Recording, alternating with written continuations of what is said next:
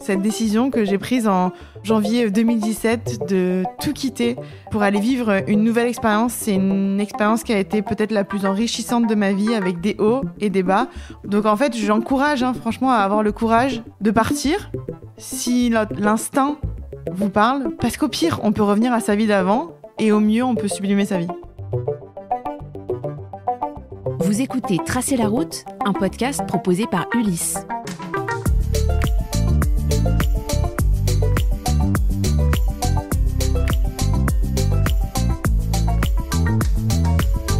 Les grandes aventures démarrent parfois sur le pas de votre porte, au détour d'une rue, dans la ville qui vous a vu grandir.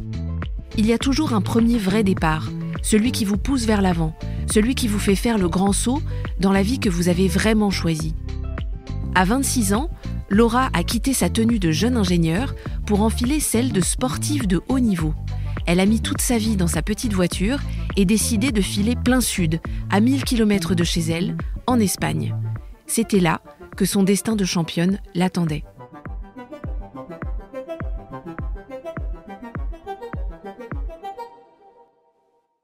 Je m'appelle Laura Clergue, j'ai 34 ans. Je suis la petite dernière d'une grande fratrie. J'ai 2 grands frères et une grande sœur, sachant que le plus proche de moi a 8 ans de plus que moi, donc je suis la petite dernière de loin. Je fais du sport vraiment depuis toute petite, depuis mes 5 ans. J'ai commencé par le tennis pour faire comme mon grand frère Aurélien. Puis ensuite, j'ai fait un peu de gymnastique en parallèle pour faire comme ma grande sœur. Et c'est vrai que dans le tennis, j'ai été assez compétitive petite. J'ai eu quelques titres de championne de Provence. C'est même posé à un moment donné la question d'en faire ma vie, d'arrêter l'école pour ça. Mais c'est vrai que j'ai pas eu l'envie à ce moment-là de tout stopper pour ça. Donc j'ai continué à la pratique du tennis, mais plutôt en loisir. Je jouais beaucoup au tennis avec mon grand frère. Le simple, ça me plaisait de moins en moins au tennis. Je me trouvais hyper seule sur le terrain, j'avais besoin de communiquer avec quelqu'un. On en parle avec mon frère. Et lui, qui, pour son boulot d'ingénieur, voyageait beaucoup en Espagne, m'a dit « j'ai vu un sport là-bas qui a l'air assez fou, c'est le paddle ». Donc le paddle, à ne pas confondre avec le paddle sur l'eau, c'est un sport de raquette entre le tennis et le squash qui ne se joue qu'en double, 2 contre 2. Du coup, on est allé faire notre première partie de paddle en janvier 2014. J'ai quand même ressenti un plaisir assez immédiat. Cette sensation de je peux mettre vite la balle en jeu et en même temps, après, c'est hyper challengeant et je transpire. Donc, c'était intéressant. Donc, après cette première tentative avec mon frère, lui habitait en Suisse à cette période-là, donc il a dû rentrer en Suisse. Et puis moi, j'ai assez rapidement fait la connaissance d'une joueuse qui était peut-être une des meilleures joueuses françaises de paddle à ce moment-là. J'allais régulièrement m'entraîner avec elle. Donc, à ce moment-là, j'avais 23 ans. Et entre-temps, donc j'ai continué en effet dans mes études. J'ai obtenu un diplôme d'ingénieur dans le domaine des transports. Et c'est à ce moment-là où j'ai travaillé pendant 4 ans comme ingénieur à Aix-en-Provence. Je travaillais pour un service déconcentré de l'État. Et je faisais un travail de geek, c'est-à-dire que je faisais de la modélisation de trafic. Donc je faisais pas mal de calculs, j'étais beaucoup sur l'ordi. Mon objectif, c'était de tester des projets routiers, ferroviaires, aériens, d'interpréter les trafics tels qu'ils seront dans 20 ou 30 ans pour savoir si le projet routier ou ferroviaire est rentable pour l'État. Moi, ce qui en tout cas me plaisait dans ce travail d'ingénieur, c'est qu'il y avait vraiment déjà une très bonne ambiance. J'allais au travail vraiment pas du tout à reculons. J'étais contente de rejoindre mes collègues de travail. L'ambiance était bonne.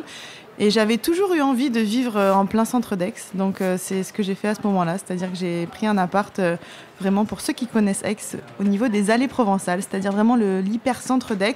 Et je vivais ma meilleure vie quand même. C'est-à-dire qu'après des longues journées, encore une fois divisées entre le paddle le matin, la journée de travail, le paddle le soir, pour décompresser un peu, on allait boire des coups dans le centre d'Aix.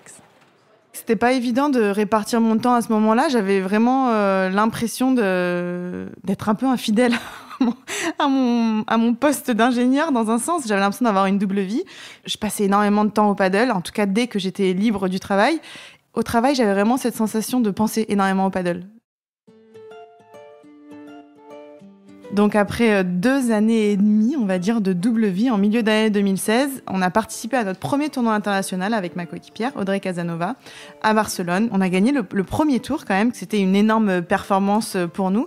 Et je crois que c'est un peu là où j'ai eu mon premier déclic. Je me souviens qu'il y avait une joueuse qui s'appelle Victoria Iglesias, qui joue encore le circuit aujourd'hui. Et je la voyais arriver avec sa maman, faire le tournoi, et je me suis dit, mais c'est ça sa vie, c'est-à-dire qu'elle s'entraîne, elle participe à un tournoi, et sa seule préoccupation, c'est à quelle heure je joue, à quelle heure je m'entraîne. Je sais pas, j'ai transposé un moment, je me suis imaginée en fait à sa place, je me suis dit, mais quelle vie quoi, quelle vie incroyable. Et là, je me suis dit, est-ce que je pourrais pas à un moment donné tenter cette expérience-là, une année, pourquoi pas.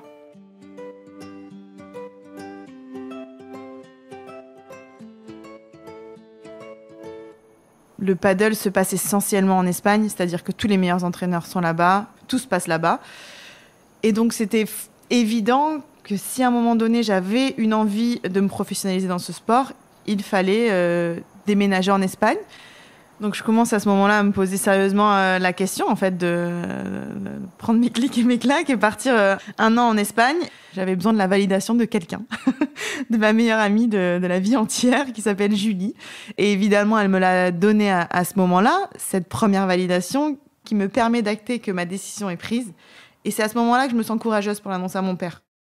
Il m'a surprise d'étape en étape dans ma vie. Et à ce moment-là, il m'a dit, si c'est ça que tu as envie de faire, vas-y, fais-le. C'est-à-dire que là, en fait, j'avais la validation de la personne suprême, quoi. C'était bon, quoi. Enfin, j'avais plus qu'à prévoir la date du déménagement et c'était parti. Ma chef au travail, elle était en mode, vaut mieux qu'elle parte pendant un an et que ça lui passe un peu l'envie, parce que je pense qu'elle voyait aussi que j'étais un peu l'esprit ailleurs à ce moment-là et que je pensais plus au paddle qu'à autre chose. Et elle m'a aidée dans les démarches, elle a été super pour moi. Donc à ce moment-là, on est en janvier 2017 et donc j'obtiens cette mise en disponibilité pour une durée d'1 an pour l'instant.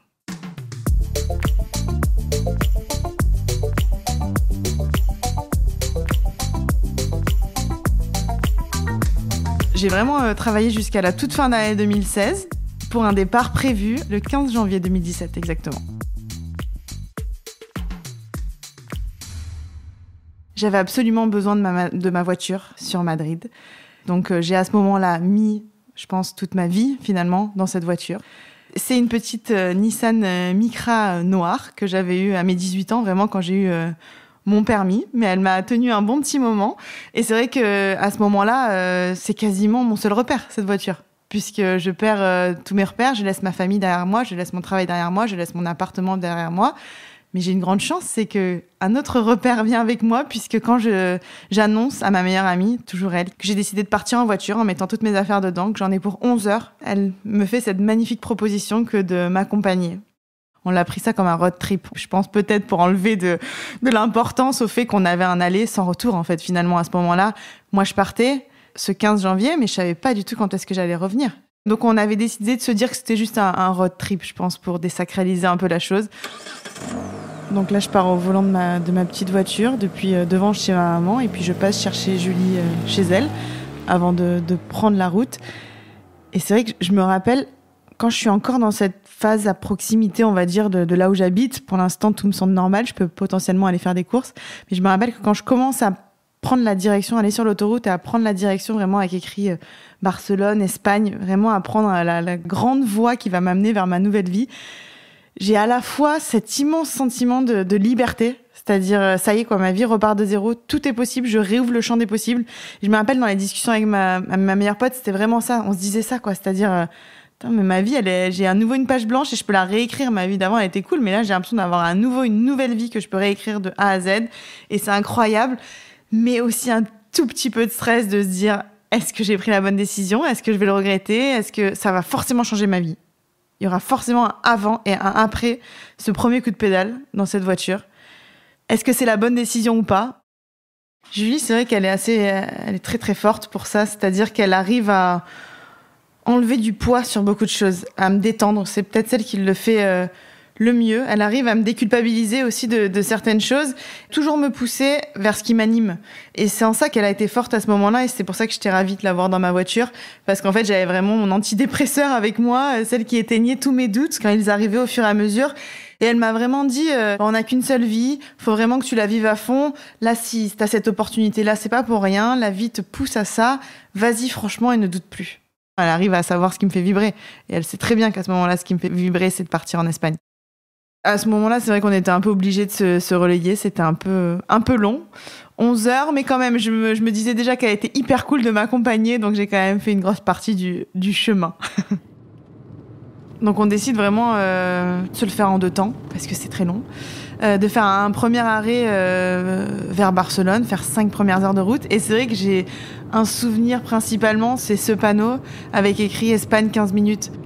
Vraiment cette sensation de bon bah là ça y est quoi, là c'est trop tard, là on va pas faire demi-tour, là on y est, on est dans le vif du sujet.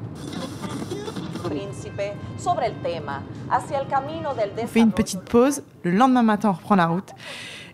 Et je me disais, ma copine Julie, elle est gourmande, et je m'étais dit, peut-être qu'on peut s'arrêter sur la route et aussi que ce soit un peu cool pour elle. C'est-à-dire qu'elle découvre au moins une ville d'Espagne, la Pop, parce qu'on est arrivé à Barcelone un peu tard le soir, on est reparti le lendemain matin. Et du coup, on décide, dans la deuxième partie de trajet, de s'arrêter sur le trajet à Saragossa, pour boire quelque chose de typiquement espagnol, c'est-à-dire un chocolat chaud, mais tellement épais qu'on peut tremper ses churros dedans. Je trouve qu'elle méritait au moins ça pour avoir accompagné son amie sur un trajet si long. Quand on s'arrête à Saragosse, déjà le changement de langue, et qui va être après mon quotidien, ça nous dépayse. Et il faisait hyper beau. C'est vraiment un peu l'image que je m'étais fait de l'Espagne, c'est-à-dire qu'il y a du soleil, on mange bien, les gens sont cool. J'avais l'impression qu'on y était, et cette pause, elle a fait du bien pour ensuite accéder à la dernière partie du trajet, l'arrivée vraiment à Madrid. Il restait encore 2-3 heures de voiture pour arriver jusqu'à Madrid. J'ai vachement changé mon rapport à la route. C'est-à-dire qu'avant, j'avais l'impression que quand je faisais une demi-heure de route, ça me semblait une éternité. Maintenant, c'est 11 heures. Je pense que c'était la gestation nécessaire pour arriver jusqu'à là-bas, en fait. C'est-à-dire que je pense que si c'était juste la porte à côté, j'aurais pas eu le temps de faire la transition dans mon cerveau. Peut-être faire un peu le deuil aussi de ce que je venais de vivre dernièrement et me projeter dans ma nouvelle vie. En tout cas, c'était pas de trop pour faire un débrief de ma vie d'avant et parier sur ma vie future. Quand j'ai pris cette décision de partir vivre à Madrid, j'avais aucune idée de où j'allais atterrir pour cette première nuit à Madrid. Et donc on était allés quelques mois auparavant à Madrid avec ma maman. On avait finalement rencontré une dame qui louait une chambre à elle. C'était ça, notre point sur le GPS, une petite maison en périphérie de Madrid. La maison était très sympa, la chambre un tout petit peu moins. On est arrivé, il faisait nuit. Je me rappelle d'un sourire un peu nerveux de Julie, en mode je vais vraiment la laisser ici. C'était un petit lit, une place, alors que moi c'est vrai que j'avais l'habitude de dormir dans un lit de place. C'était un peu engoncé, ça sentait un petit peu le vieux, et j'ai vu la tête de Julie se décomposer. Je pense que c'est ça qui a été le plus dur à ce moment-là. Le lendemain, du coup, on s'est levé assez tôt et Julie avait son avion vraiment quelques heures après. Donc, j'ai dû aller la déposer à l'aéroport assez vite. Et là, le cordon devait être coupé à ce moment-là, je pense. Moi, le retour en voiture aéroport-maison, je pense qu'il a été plus long que les 11 heures de voiture parce qu'enfin, j'étais seule. Je pense que c'est là où je me rends compte. C'est le moment où j'ai décompressé un peu et où j'ai versé des larmes de peur. Je pense que c'était vraiment des larmes de peur à ce moment-là. Premier jour un peu réel de cette nouvelle vie, c'est-à-dire mon premier jour d'entraînement. J'arrive là-bas, j'enchaîne des entraînements, l'entraînement physique, l'entraînement de paddle. La seule chose dont je me rappelle très bien, c'est que j'ai fini cette journée sur les rotules. Je me dis, ah ouais, ça va être dur à gérer, et je l'avais pas anticipé autant. Rapidement, en fait, mon quotidien me confirme que j'ai pris la bonne décision. Il m'épanouit aussi bien dans l'évolution de mon jeu, qui a progressé quand même assez vite, que dans mes rencontres. J'ai appris assez vite à parler espagnol. J'ai très rapidement hérité du surnom de la francesa, la française, puisque j'ai été la toute première française à ce moment-là à me professionnaliser dans le paddle. Personne l'avait jamais fait. Donc ils m'ont accueilli adorablement. Franchement, j'ai un souvenir incroyable de l'accueil qui m'a été réservé sur le circuit, alors qu'on était rivales finalement. Donc sur ça, vraiment, rien à redire. L'accueil à l'espagnol, on adore. Rapidement, je pense qu'au bout du 2e ou 3e tournoi qu'on a joué ensemble, on a réussi à rentrer avec ma coéquipière, qui s'appelle Meli Garcia, dans le tableau final. Et on a atteint, je crois, la 46e et 47e place mondiale. J'avais été à l'époque, je crois, la meilleure progression en une année sur le circuit international, puisque je partais de 0 points jusqu'à la 46e place mondiale. À la fin de cette première année, je devais quand même donner une réponse à mon travail que j'avais quitté pour soi-disant 1 an. Je devais leur donner une réponse à la fin de cette première année et ça a été une évidence pour moi. J'avais atteint tous mes objectifs, je vivais ma meilleure vie. Il était hors de question que je rentre en France pour retrouver mon travail d'ingénieur. Cette première année 2017, elle a été folle. Mais c'est vrai que du coup, l'année notamment qui a suivi, l'année 2018, on a un peu moins gagné. À partir de l'année suivante, en 2019, et ça s'est vraiment concrétisé en 2020, je me suis rendu compte la charge émotionnelle un peu d'être sportif de haut niveau. C'est-à-dire que j'avais l'impression que mon humeur était dictée par mes victoires et mes défaites. Puis je me suis aussi rendu compte de ce que c'était finalement la vie dans la compétition. C'est-à-dire qu'on gagnait notre vie dans un sens en fonction de nos victoires et nos défaites.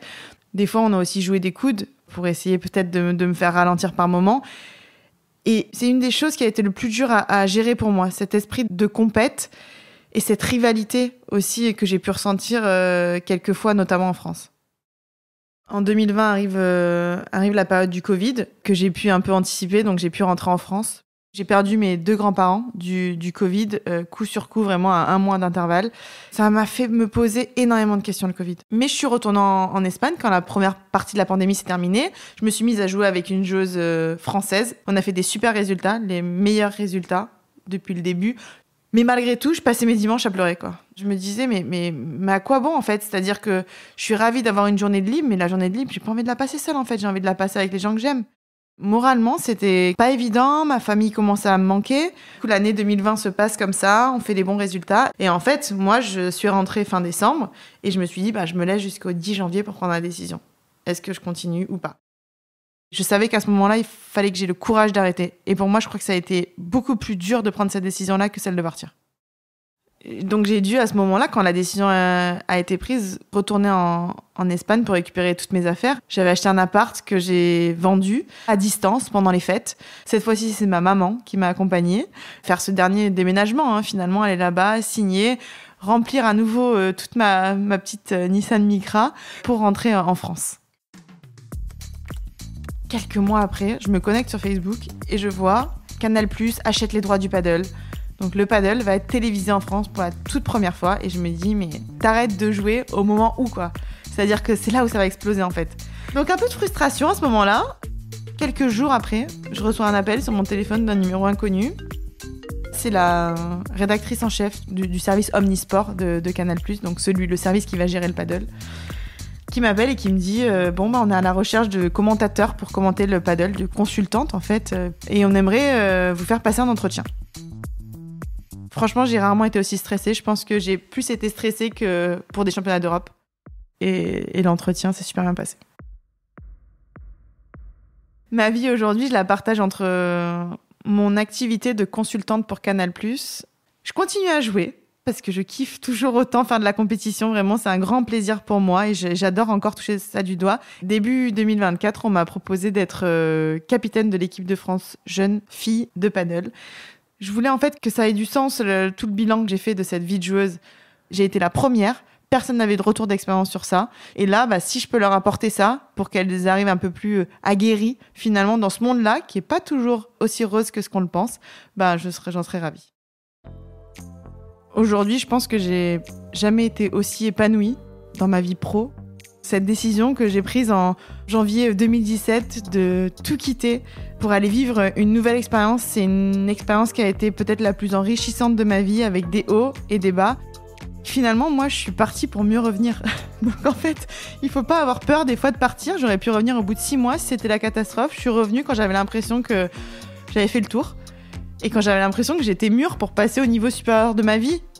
Donc en fait, j'encourage franchement à avoir le courage de partir si l'instinct vous parle. Parce qu'au pire, on peut revenir à sa vie d'avant et au mieux, on peut sublimer sa vie.